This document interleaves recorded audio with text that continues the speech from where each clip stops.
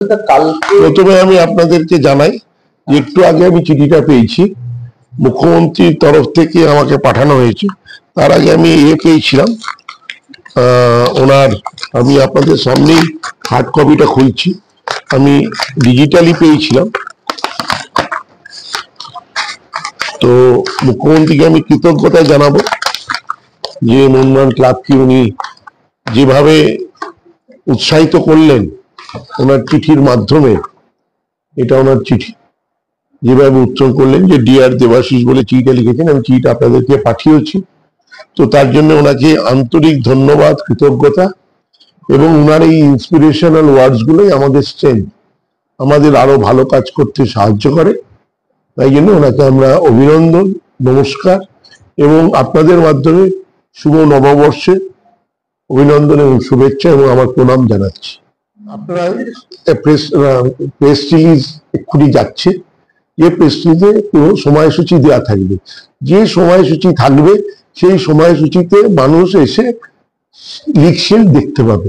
কখন আসছে সেটা আপনাদের জেনে লাভ নেই। আপনারা যখন আসবেন সময়সূচি মেনে, তখন দেখবেন যে ওখানে ট্রফি রাখা আছে। আর ওখানে পাঠিয়ে দেওয়া হয়েছে।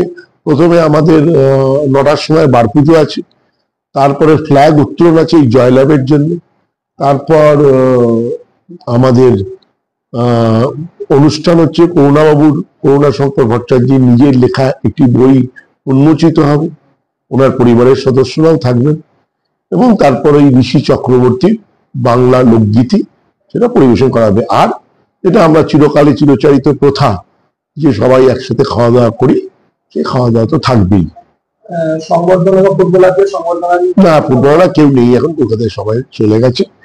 আর সম্বর্ধনা যখন ওরা আসবে তখন পরে চিন্তা করা যাবে, কিন্তু এখন তো প্লেয়াররা সেদিন রাত্রি অনেকে বাড়ি চলে গেছে, আর কালকে বাকিরা চলে গেছে। হ্যাঁ বলুন, সময় মতো জানাবো, বলুন। গতকাল আমরা দেখেছি যে মোহামেডান ক্লাবের তরফ থেকে কিন্তু ফুল মিষ্টি দিয়ে দেওয়া হয়েছিল। ইস্টবেঙ্গল তরফ থেকে কি এসেছে বা এখন এখন আমরা দেখিনি, আমরা ওই জন্যই ওয়েট করছি। না, এই মোহামেডানের তরফ থেকে এসছে এখন অব্দি। আজকে বিএসএস এসেছিল, বিএসএফ এর এক্সিকিউটিভ কমিটি তারা এসেছিল, তাদের তরফ থেকে ফুল এবং মিষ্টি দেয়। তো এরাই এসছে, আর কারোর থেকে আমরা কিছু পাইনি। আর মুখ্যমন্ত্রী তো আপনারা দেখালাম।